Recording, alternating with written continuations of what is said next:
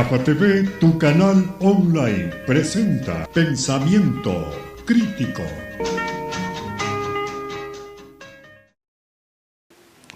Hola, bienvenidos a Pensamiento Crítico de GAFA TV Ecuador. Estamos aquí para pensar y reflexionar y proponer ideas para un mejor Ecuador, para un mejor mundo. Tengo el gusto de saludar este día a Rodrigo Gómez de la Torre, el expresidente de la Asociación o de la Cámara de Ganaderos de Ecuador. Agricultura y ganaderos, ¿no? Cámara de Agricultura.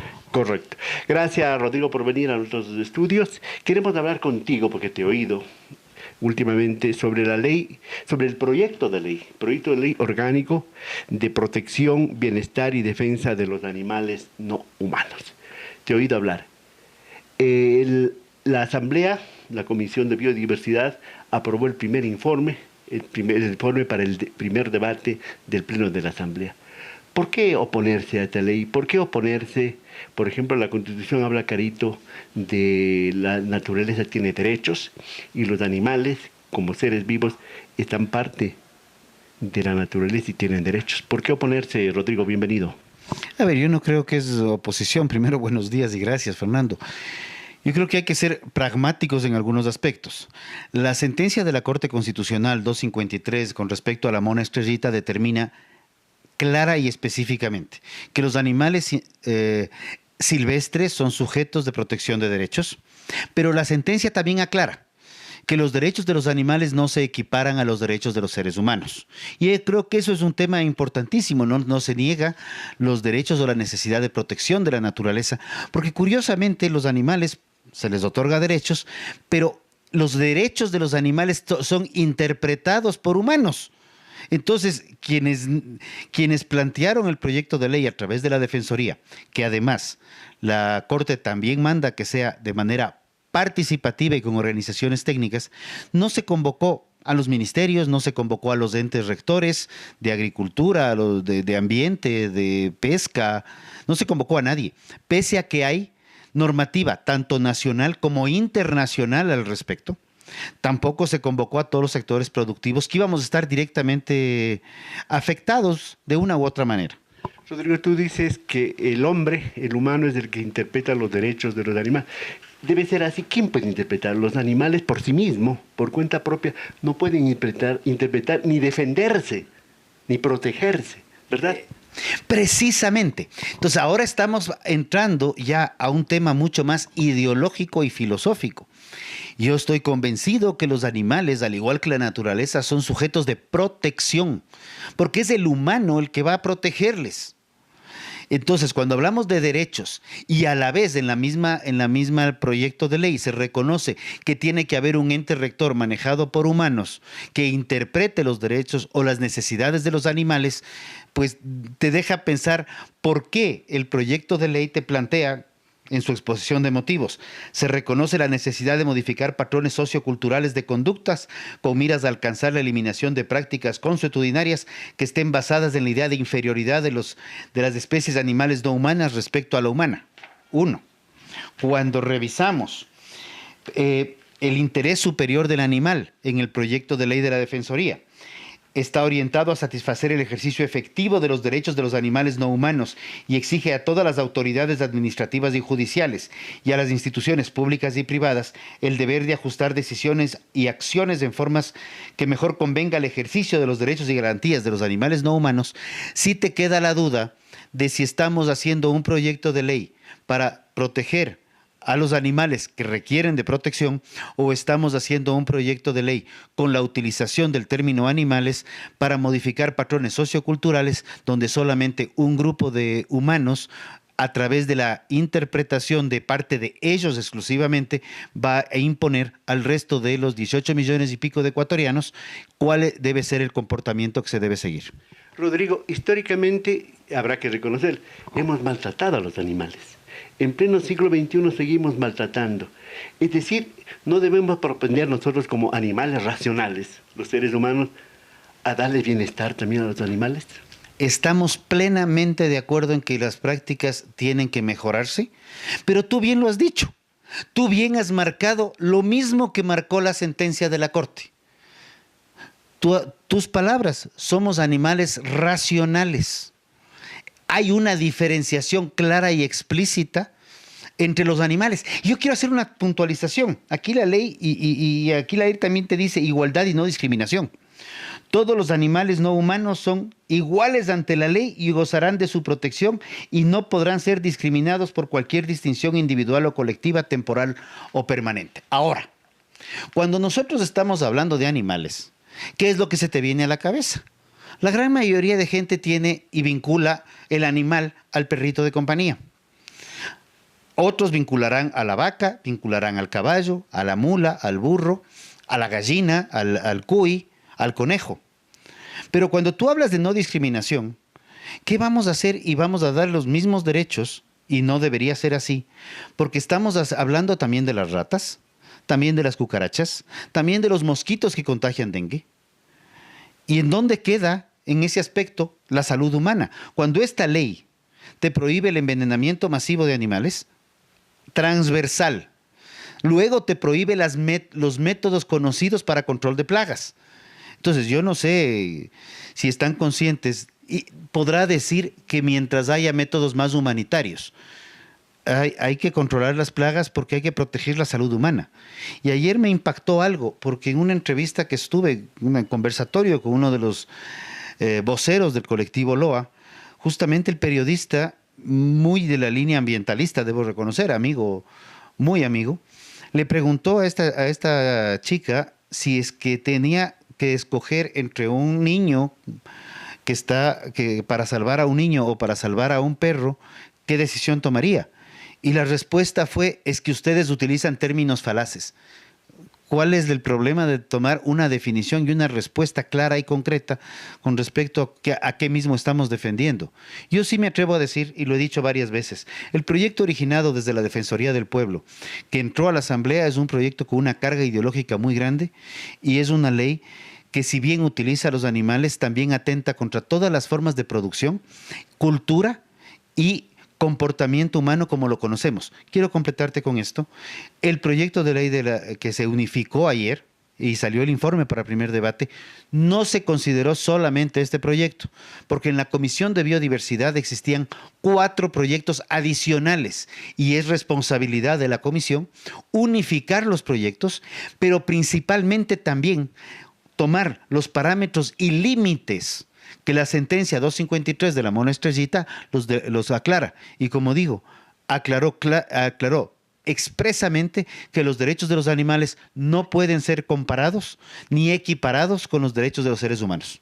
Les deja a ustedes, digo a ustedes cuando hablo del sector de la producción, ¿verdad?, que tú representas este rato, les deja un poco tranquilos la unificación de esos proyectos y les deja tranquilo el primer informe para el debate que tendrán los próximos días, 2 semanas, la Asamblea Nacional. ¿Salieron de dudas ustedes en este caso? Creo que este es un informe que sale de la comisión. Creo que todavía hay que ver cuáles son las observaciones que salen del Pleno en miras a ver el informe para segundo debate. Pero cuando tú me hablas de producción, tú me estás hablando a mí como ganadero y a mí como producción primaria. Si yo te digo que este proyecto complica la producción primaria, que te deriva en reducciones de productividad y te encarece las formas de producción, pero también te complica el proceso de industrialización y transporte, pero también te complica el proceso de comercialización, en lo que planteaba la prohibición de exhibir los cuerpos de animales crudos o cocinados, enteros o por partes. Ya no estamos hablando de producción, ya estamos hablando de comercio, ya estamos hablando de consumidor final, ya estamos hablando de mercados, ya estamos hablando de cómo vendes un cuy si no lo puedes exhibir. Ya estamos hablando de turismo, ya estamos hablando de cultura. Si no puedes utilizar el cuero, la lana, el pelo, las plumas, estamos hablando que nos vamos en contra de tradiciones milenarias, no solamente centenarias, como podríamos hablar de los últimos 500 años.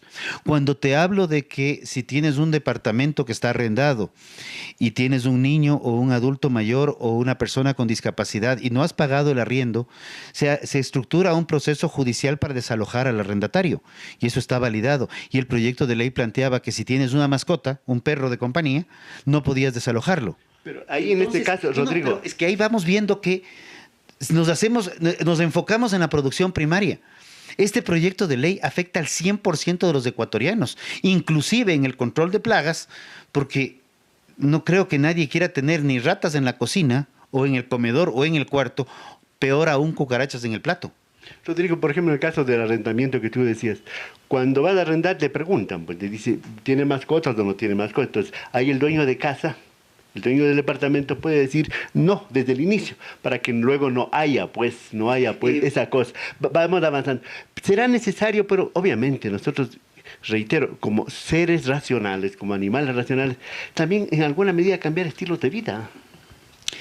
A ver, primero, el proyecto de ley en tema de arrendamiento planteaba que todos los bienes, todos los predios son de propiedad horizontal, tienen que permitirse mascotas. Entonces sí me llama la atención, me encantaría tratar de entender cómo funcionaría la Contraloría General del Estado, el Ministerio de Agricultura o el Ministerio de Salud Pública, o una empresa donde las personas, los jóvenes que tienen sus animales de compañía, vayan a trabajar acompañados de sus animales de compañía. Ya quisiera ver cómo funciona una empresa en ese respecto. Aquí estamos 4 personas, digamos que cada uno tenga un animal de compañía y cada uno tendrá su comportamiento. Sería muy interesante ver lo que ya hemos visto en restaurantes muchas veces, que los perros comienzan a pelearse adentro. Creo que hay límites.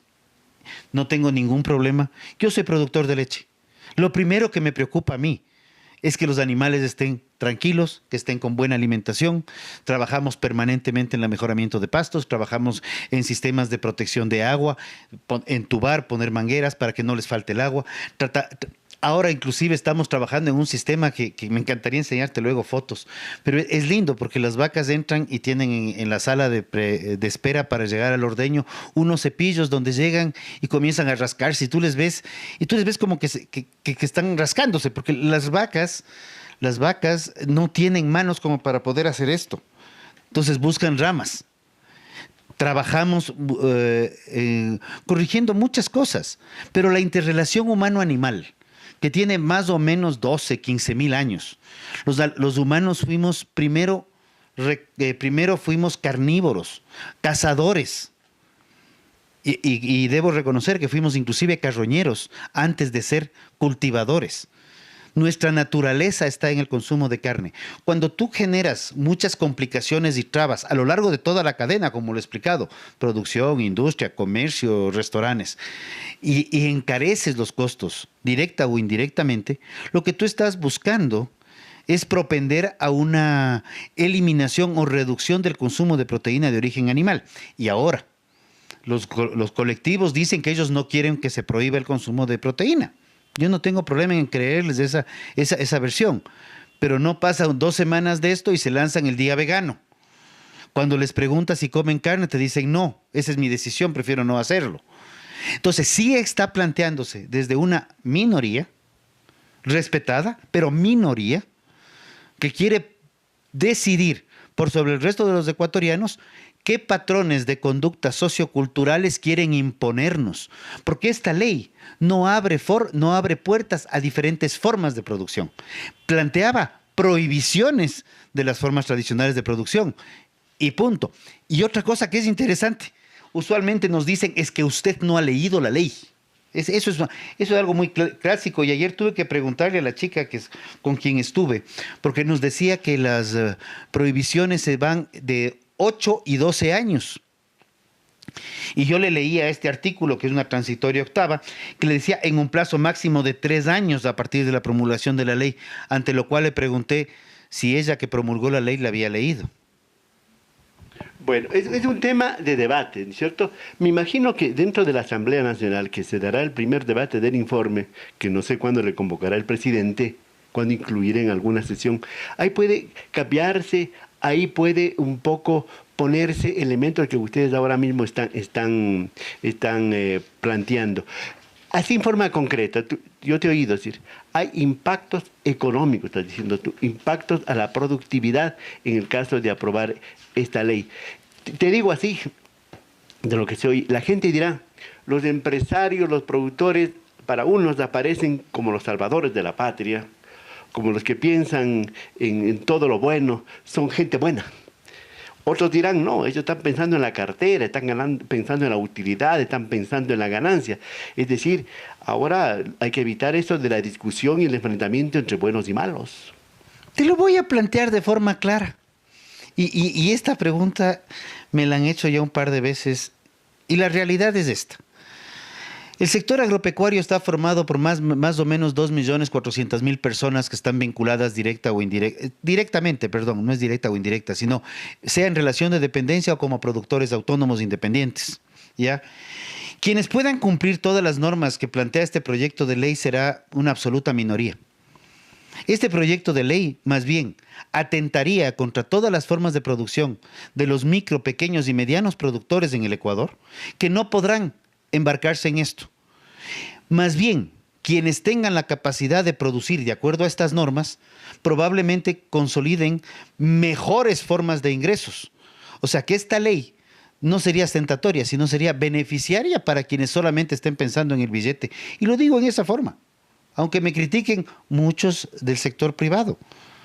Este proyecto de ley más bien consolida la producción en muy pocas manos, atentando contra las grandes mayorías de productores y definitivamente el momento que el día de mañana, como ya lo puedes encontrar en el mercado, los huevos o el pollo, que en el caso del pollo de producción tradicional está bordeando los 70 centavos y los pollos de pastoreo ya están en el mercado en 2,60 centavos la libra, pues quienes tengan pollos de pastoreo serán los únicos que podrán vender. Y yo me pregunto, ¿quiénes se beneficiamos? El señor ama de casa, yo le pregunto, ¿usted qué quiere? ¿Pollo de 70 centavos o de $2.60 la libra? ¿O cubetas de huevos de $4 o cubetas de huevos de $12? De igual manera, como yo le planteaba hace tiempo atrás por otra discusión, con el tema contrabando de cebolla al señor Isa, si la ama de casa prefiere la cebolla que en ese momento estaba en $5 la peruana o en $12 de ecuatoriana. En el caso del pollo, en el caso de las carnes, eso que baja el precio es por el asunto de la productividad y la utilización de la tecnología. Pero ¿cuánto de proteínas en verdad tiene? ¿Cuánto aporta para la salud y la vida de los consumidores, Rodrigo? La proteína del pollo es la proteína de mayor consumo a nivel nacional. Las proteínas de origen animal, carne, leche, huevos, pollo, cerdo, obviamente es carne, peces, pescado, camarones, mariscos, tienen aminoácidos esenciales y particularmente la carne es la única fuente natural de vitamina B12.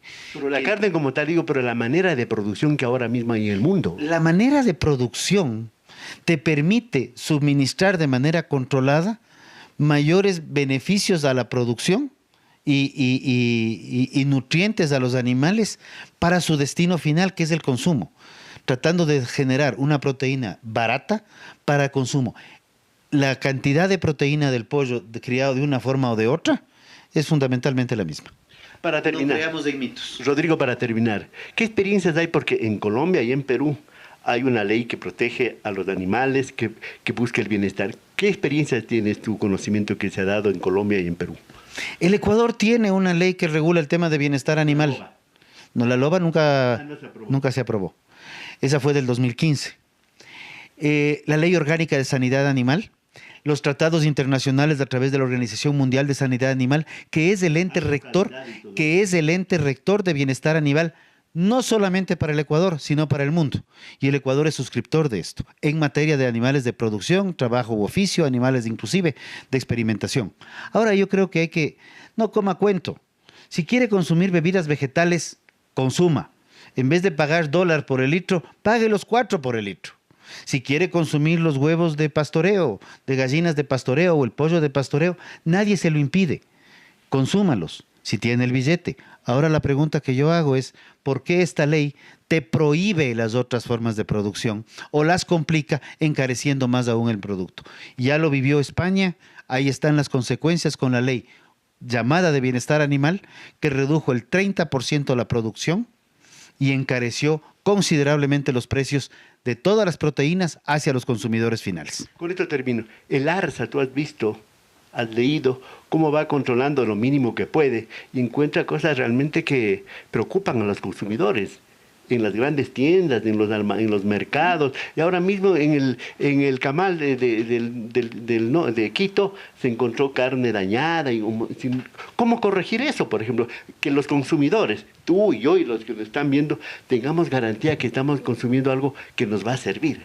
Fomentemos, corrijamos las distorsiones que hay en el Estado central, pero con este tipo de leyes llenas de prohibiciones y aberraciones jurídicas, pongo la palabra clarita, no estamos corrigiendo eso. Por el contrario, ¿qué va a hacer el ARCSA cuando tenga que entrar a exterminar una plaga de ratas o de cucarachas, que las hemos visto últimamente en Quito, cuando los métodos de control están prohibidos, o el exterminio masivo de animales, donde también están los animales plaga, también están prohibidos? Cuando hablamos de animales, no solamente pensemos en animales de compañía, pensemos en los animales de producción, pensemos en nuestro hornado que nos vamos a comer con una cervecita el día sábado o domingo, pensemos en nuestro pollo de todos los días, pero también pensemos que hay otros animales que nos atraen y nos traen enfermedades. Muy bien, gracias a Rodrigo Gómez de la Torre, el expresidente de la Cámara de Agricultura. En todo caso, pensemos también en la naturaleza y pensemos en nuestra vida y en el futuro de la humanidad, Rodrigo. Señoras y señores, hasta aquí, analizando el proyecto de ley orgánica para la protección, bienestar y defensa de los animales no humanos, que ahora mismo está listo para el primer debate en la Asamblea Nacional. Esperamos que haya debate, que se confronte ideas y se llegue a una ley que en verdad beneficia a todos. Señoras y señores, hasta aquí este diálogo en Pensamiento Crítico. Hasta la próxima. Gafa TV Producciones y este canal presentaron Pensamiento Crítico.